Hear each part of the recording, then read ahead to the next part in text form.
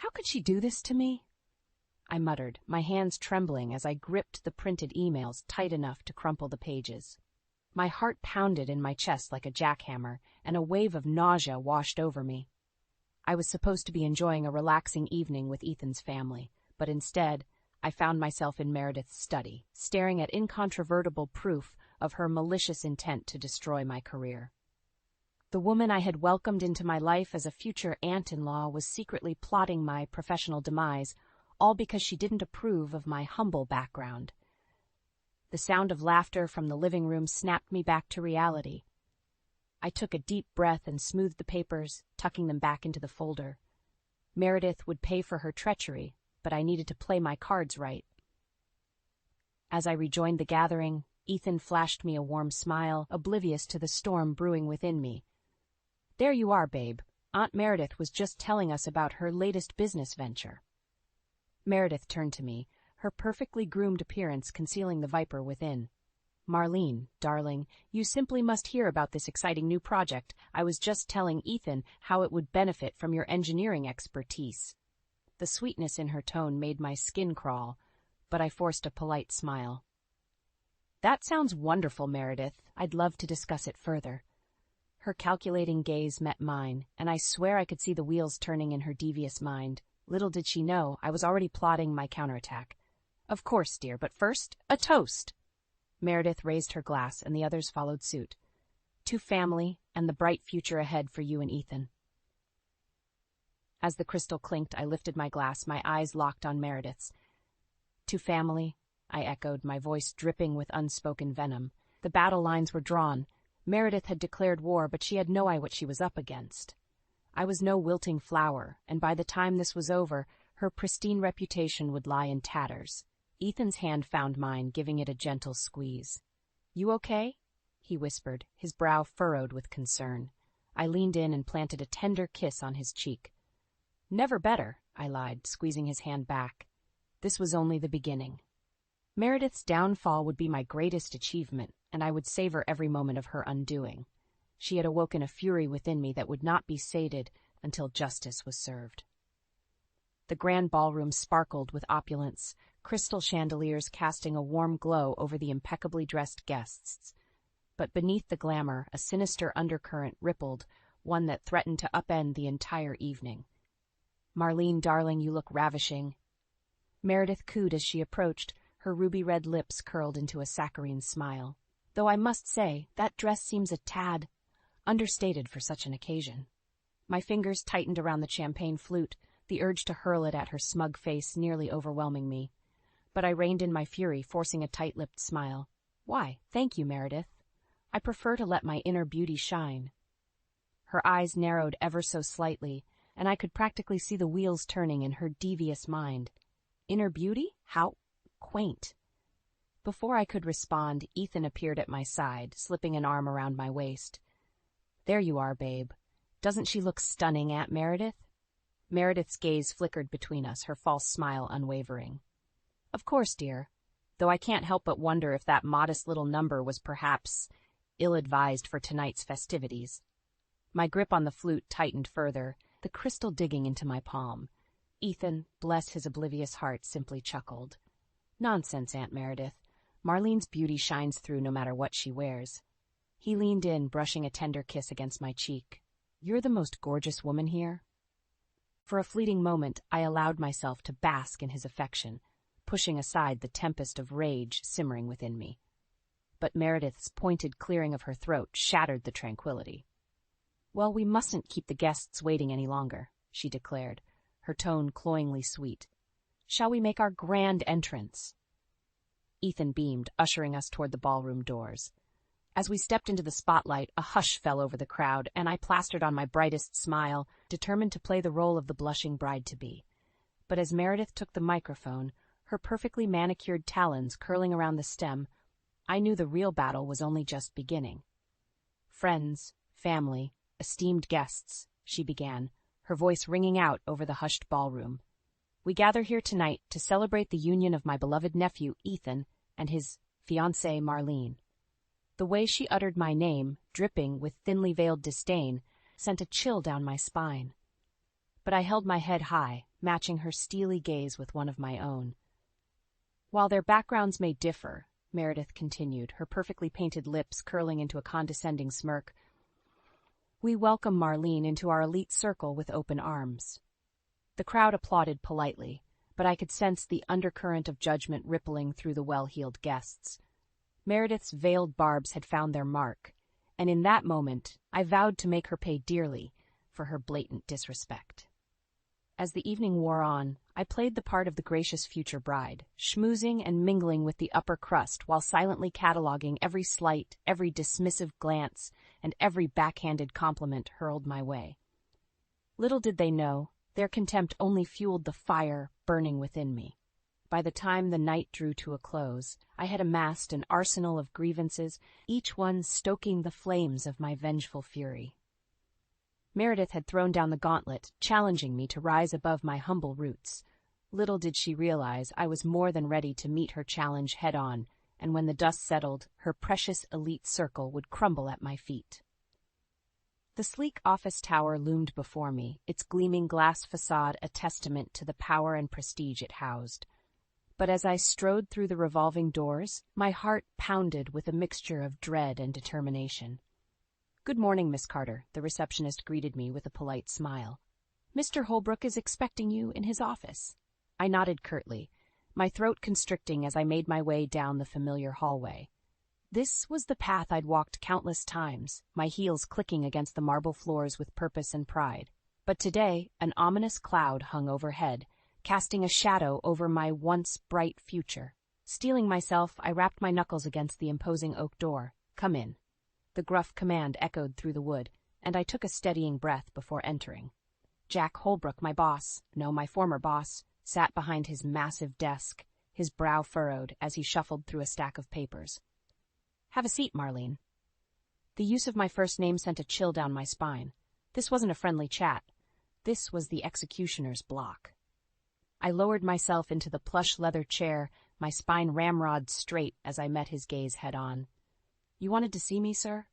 Holbrook's expression remained impassive as he slid a folder across the desk. "These are the reports detailing your recent project failures, costly oversights, missed deadlines, shoddy workmanship, the list goes on." My heart stuttered in my chest as I flipped through the pages, a mixture of confusion and disbelief washing over me. "But these can't be right. I've triple-checked every calculation, every specification. My work has been exemplary." "That's not what the numbers show," Holbrook countered, his tone clipped and professional. "Nor is it the assessment of our Corporate Oversight Committee." The mention of the infamous committee, a shadowy cabal of faceless executives, sent a shiver down my spine. I opened my mouth to protest, but Holbrook raised a hand, effectively silencing me. "I'm afraid the decision has been made, Marlene. Your employment is terminated, effective immediately." The words hung in the air, their weight crushing me like a ton of bricks.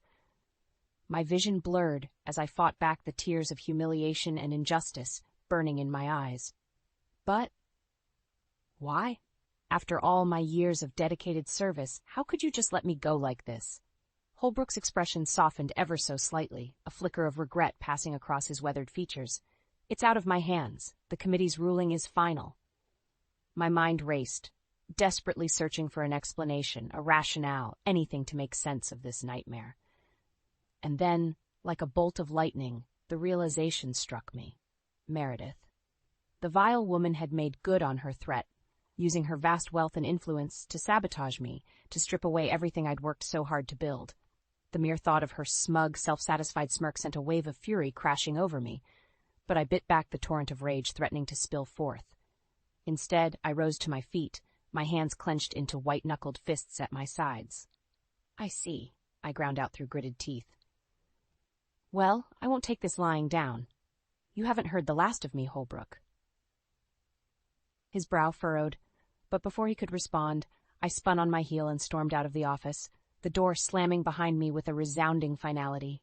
As I stalked down the hallway, ignoring the curious stares of my former colleagues, a single thought consumed me: revenge. Meredith had struck the first blow, but I would be the one to deliver the killing stroke. No more playing nice, no more suppressing my fury. It was time to unleash the fury that had been simmering within me, Time to make that wretched woman pay for her treachery in the most public, humiliating way imaginable. She thought she could strip away my livelihood, my pride, my future with a few well-placed lies and some corporate backstabbing. She was wrong, dead wrong. By the time I was through with her, Meredith would wish she'd never crossed paths with Marlene Carter. Her world was about to come crashing down around her, and I would savor every agonizing second of her downfall. The dimly lit bar was a far cry from the glittering social circles I'd grown accustomed to, but as I nursed my whiskey sour, I found solace in the anonymity it provided. No judging stares, no thinly veiled insults, just the comforting hum of like-minded souls seeking refuge from the world beyond these weathered walls. Marlene Carter? The gruff voice snapped me from my reverie, and I turned to find a ruggedly handsome man regarding me with a mixture of curiosity and wariness. His steel-gray eyes betrayed a lifetime of hardship, but there was a fierceness about him that commanded respect. "Do I know you?" I countered, my fingers tightening around my glass. The man slid onto the bar stool beside me, signaling the bartender for a drink of his own. "Name's Jack Morgan. I used to be Meredith Vanderbilt's business partner, before that snake in the grass stabbed me in the back." My breath caught in my throat as realization dawned. Here was a kindred spirit, another victim of Meredith's ruthless machinations. "So you're familiar with her special brand of treachery, then?" I stated, raising my glass in a sardonic toast. Jack snorted derisively, accepting the tumbler of whiskey the bartender slid his way. "That's putting it mildly. That woman would sell her own grandmother if there was a profit to be made." A humorless chuckle escaped my lips. "Believe me, I know exactly what you mean." I paused, studying him intently. "What did she do to you?" Jack's jaw tightened, his knuckles whitening around his glass as he drained half its contents in one gulp. "We had a lucrative real estate venture in the works. High-end condos, prime location, the whole 9 yards. But right before closing, that snake pulled the rug out from under me." He shook his head, a bitter laugh escaping his lips. "Turns out she'd been funneling funds from our partnership into her own offshore accounts. By the time I caught wind of it, she'd drained me dry and left me holding the bag for the entire project." Rage simmered within me as I listened to his tale, all too familiar with the devastation Meredith's greed could wreak. "She did something similar to me," I admitted, swirling the amber liquid in my glass. "Used her influence to get me fired from my engineering job, all because she didn't approve of my relationship with her nephew." Jack's eyes widened, and he let out a low whistle. "Damn, that's cold-blooded, even for her." A charged silence stretched between us, each of us lost in the bitter memories of Meredith's betrayal. But as I drained the last of my drink, a newfound determination took root. "You know, Jack, I think it's time we taught that witch a lesson she'll never forget." His brows shot up, curiosity flickering across his weathered features. "You got a plan, sweetheart?" The corners of my lips curled into a predatory grin. "As a matter of fact, I do, but we'll need to gather a few more contributors to the cause." Understanding dawned in Jack's eyes, and he nodded slowly, a matching grin spreading across his rugged face. "Name the time and place, darlin'. I'll be there with bells on." As I slid off the bar stool, Jack fell into step beside me. A silent pact forged between us. Meredith Vanderbilt's reckoning was nigh. Over the next few days, I scoured every corner of the city, seeking out those who had fallen victim to her insatiable greed and callous disregard for anyone outside her elite circle.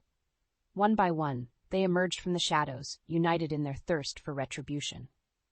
By week's end, a veritable army had assembled, a motley crew of the downtrodden and disenfranchised, all bearing the scars of Meredith's betrayal.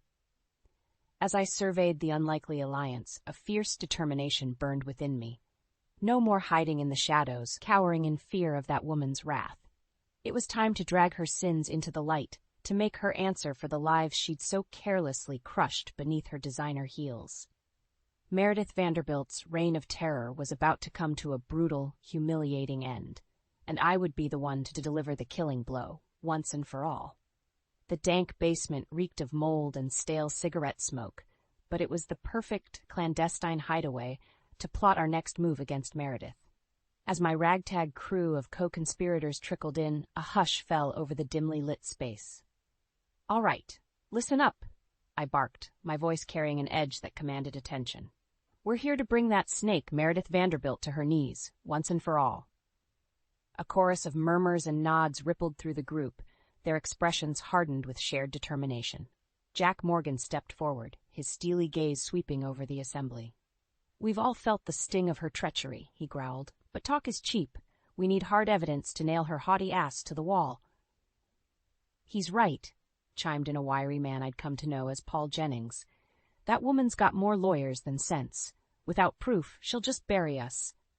A tense silence hung in the air, the weight of Paul's words sinking in.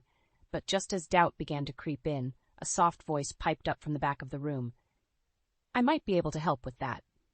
All eyes turned toward the speaker, a mousy young woman with a wariness etched into her delicate features.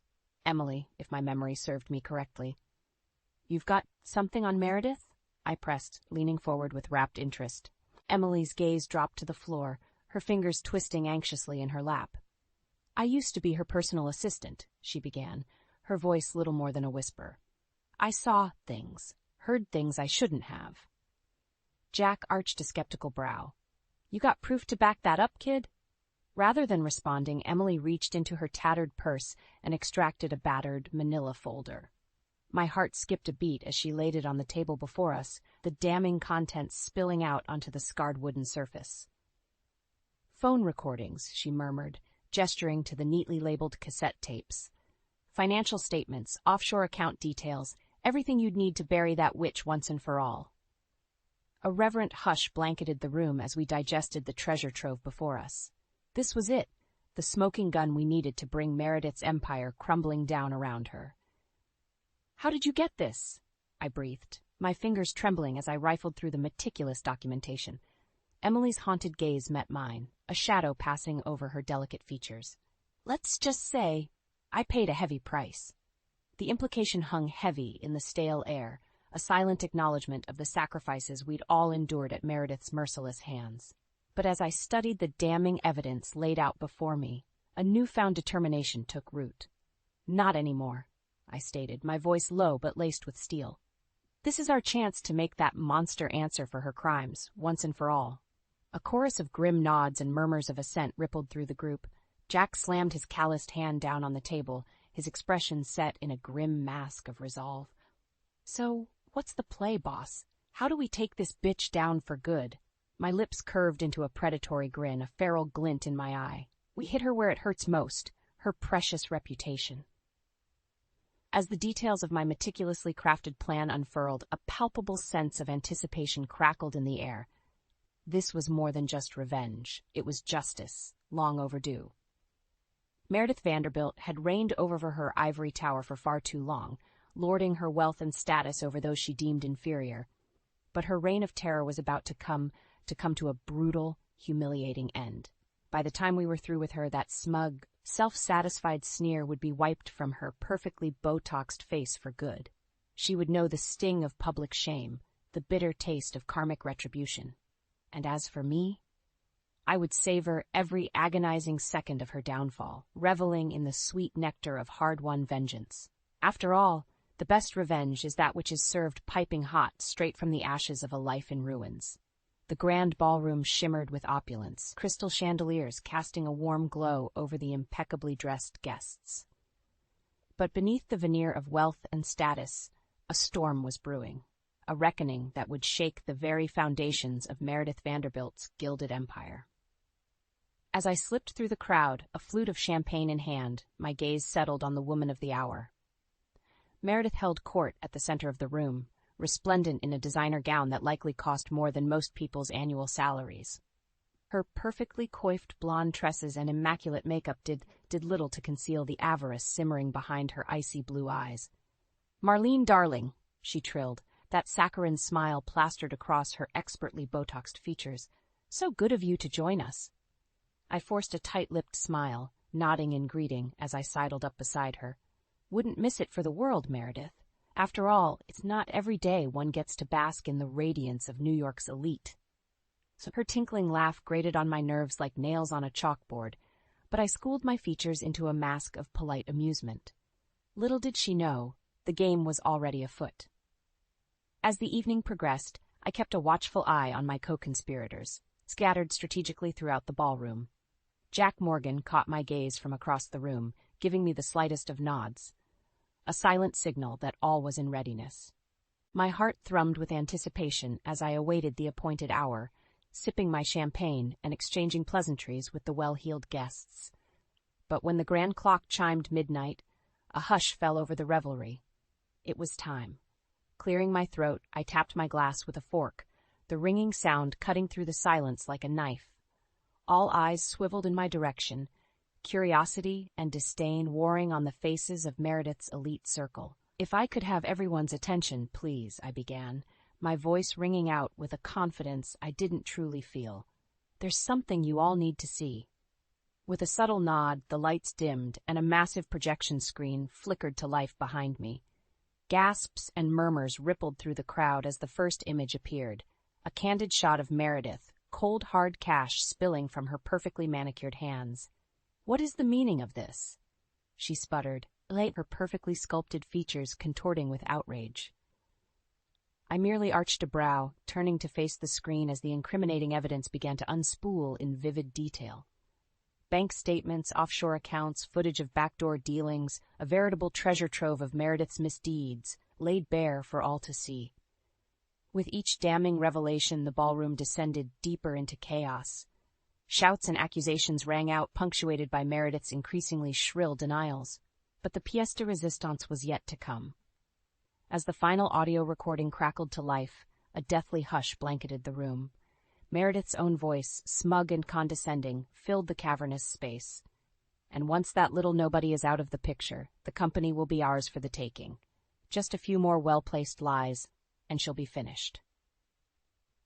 The color drained from Meredith's face as the recording played on, detailing her insidious plot to systematically dismantle my career, my life, all for the sake of greed and status. Silence reigned in the wake of the final damning words. All eyes turned toward the disgraced socialite, her perfectly sculpted facade crumbling before our very eyes. In that moment, I relished the look of abject horror etched into her features. The mighty Meredith Vanderbilt, brought low by the very transgressions that had once elevated her to the pinnacles of power. As the whispers and murmurs swelled, I stepped forward, drawing myself to my full height. "The game is up, Meredith," I declared, my voice ringing out over the chaos. "Your reign of terror ends tonight." Her gaze met mine, a maelstrom of fury and disbelief swirling in those icy depths. But I held her stare, unflinching, as the crowd closed in around us. A pack of wolves descending upon their fallen prey. In that moment, I knew the sweet taste of victory, of hard-won vengeance. Meredith's world was crumbling around her, and I would savor every agonizing second of her descent into disgrace. This was more than just retribution. It was justice, long overdue.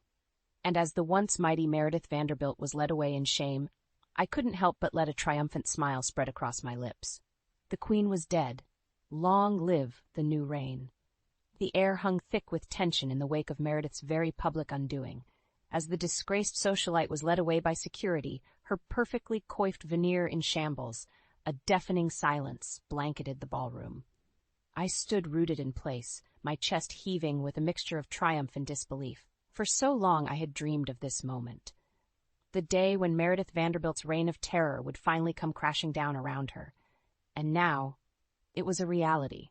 Slowly, the stunned guests began to stir, whispers and murmurs rippling through the crowd like the first tremors of an approaching storm. All eyes turned toward Ethan and his family, their expressions ranging from shock to outright horror. Ethan's mother, Evelyn, was the first to break the silence, her trembling voice cutting through the tension like a knife. "Ethan," she stammered, her perfectly made-up features ashen. "Did you know about this?"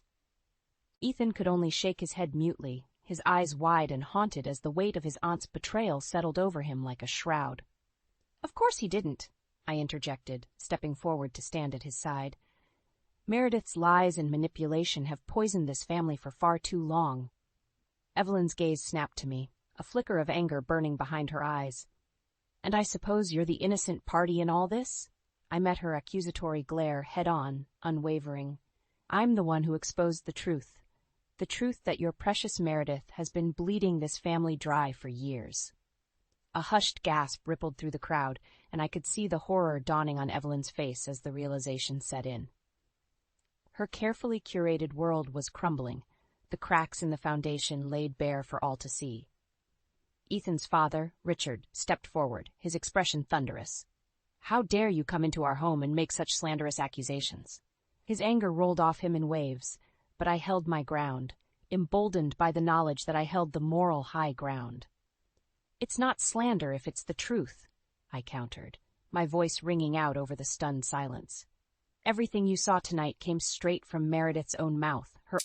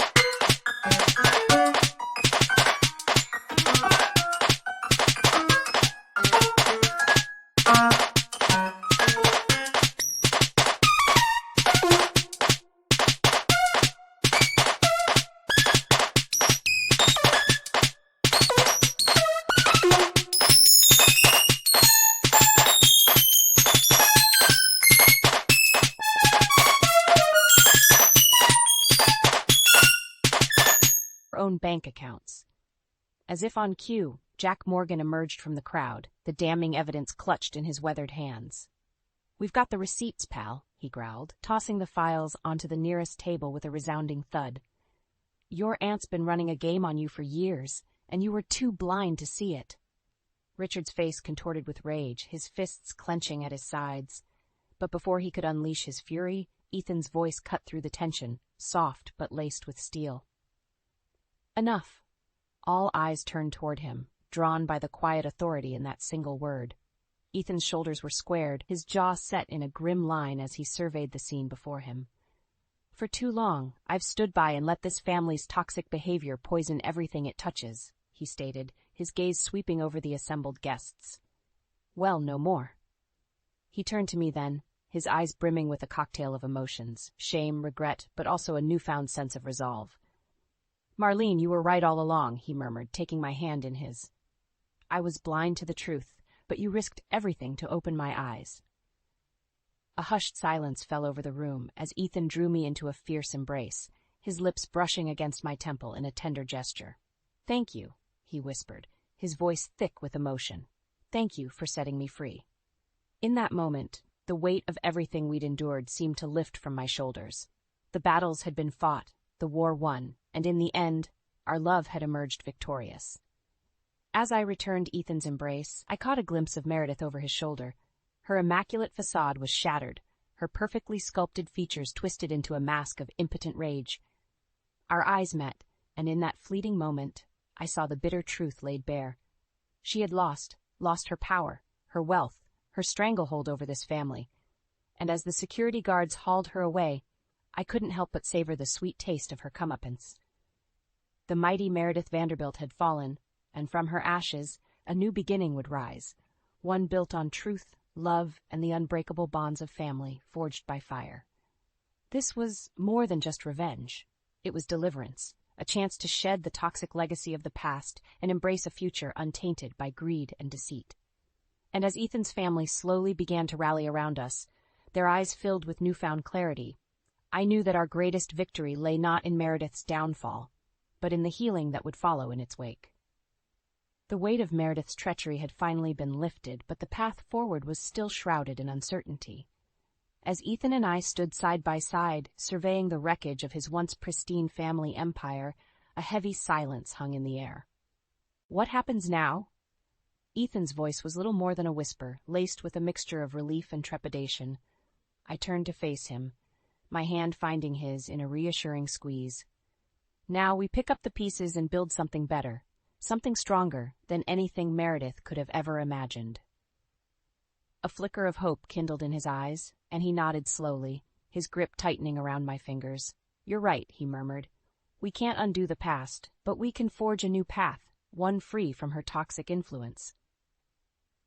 A soft cough interrupted our moment, and we turned to find Ethan's father, Richard, regarding us with a guarded expression. "Son," he began, his voice thick with emotion, "I owe you both an apology." Ethan stiffened beside me, but I gave his hand a gentle squeeze, silently urging him to hear his father out. Richard's gaze dropped to the floor, shame etching deep lines into his weathered features. For too long, I turned a blind eye to Meredith's machinations. I allowed her greed and ambition to poison this family, all in the name of preserving our legacy. He raised his eyes to meet ours, and I was struck by the raw vulnerability shining there. "But you, Marlene, you had the courage to stand up to her, to expose the truth we were all too afraid to face." He exhaled a shaky breath. "Thank you for setting us free." The sincerity in his words hung heavy in the air, and I could see the weight of years of oppression lifting from Ethan.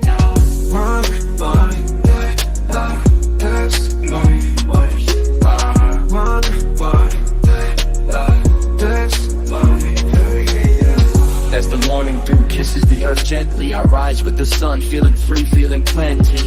In the quietude of dawn, where dreams unfold, I find solace in rhythm and stories untold.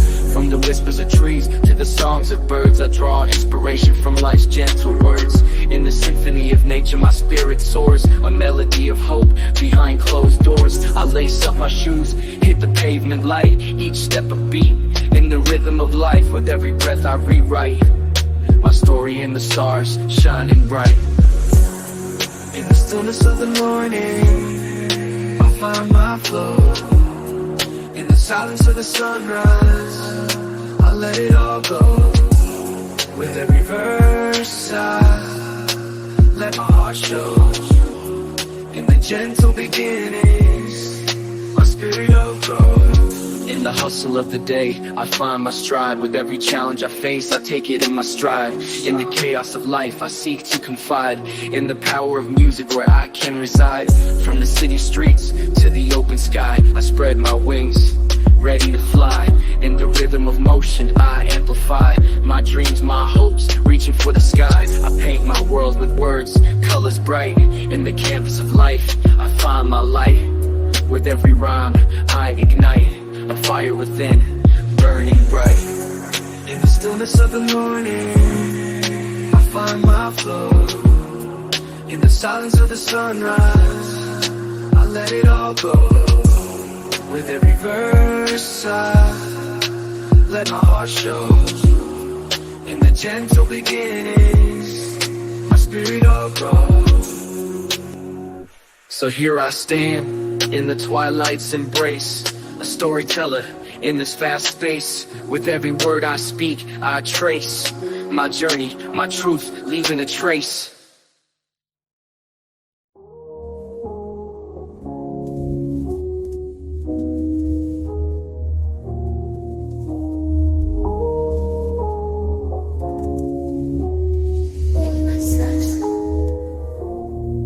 So as the sun sets and the day's at rest, I lay down my pen, feeling blessed. In the gentle beginnings, I confess my love for this art, ever impressed. Ethan's shoulders. Slowly, he nodded, accepting his father's apology with a quiet grace. "It's going to take time to heal," he acknowledged, "but we have a chance now, a chance to rebuild on a foundation of honesty and trust." Richard's lips curved into a tentative smile, and he extended a hand toward me. "Then let's start anew as a family, all of us together." I accepted his proffered hand, sealing the pact with a firm shake. In that moment, I felt a profound sense of clarity. This was more than just the end of Meredith's reign. It was the beginning of a new era, one built on the bonds of love and the unshakable strength of unity. Over the next few weeks, Ethan and I watched as the remnants of Meredith's empire crumbled around us. Lawsuits were filed, assets were seized, and the once mighty Vanderbilt name became synonymous with shame and disgrace. But through it all, we stood resolute, determined to rise from the ashes and forge a path untainted by greed or manipulation. With the help of our newfound allies, Jack, Emily, and the others who had suffered at Meredith's hands, we set about rebuilding, not just a business, but a legacy built on integrity and honor. Gone were the days of backroom deals and underhanded tactics. In their place, we ushered in an era of transparency and ethical practices, determined to prove that success could be achieved through hard work and unwavering principles. And as our fledgling enterprise began to take flight, something even more profound took root: the healing of a family long fractured by Meredith's poisonous influence. Ethan's parents, once so deeply entrenched in the toxic culture of wealth and status, found solace in our new way of life. Gone were the extravagant parties and ostentatious displays of excess, replaced by quiet family dinners and heartfelt conversations. It was during these moments, as we gathered around the table, sharing laughter and rekindling the bonds that had been strained to the breaking point, that I truly understood the depth of our victory. We had not only defeated Meredith's schemes, we had triumphed over the very ideals she held so dear: greed, status, and the relentless pursuit of power at all costs. In their place, we had cultivated something far more precious: a life rooted in love, honesty, and the unbreakable strength of family. As I looked around the table, taking in the smiles and the easy camaraderie, I knew that this was just the beginning. The road ahead would be paved with challenges and obstacles, but we would face them together, united by the bonds we had forged in the fires of adversity. Meredith's reign of terror was over, and in its place, a new legacy was being born, one built on the foundations of truth, resilience, and the unwavering belief that love, in the end, would always conquer all.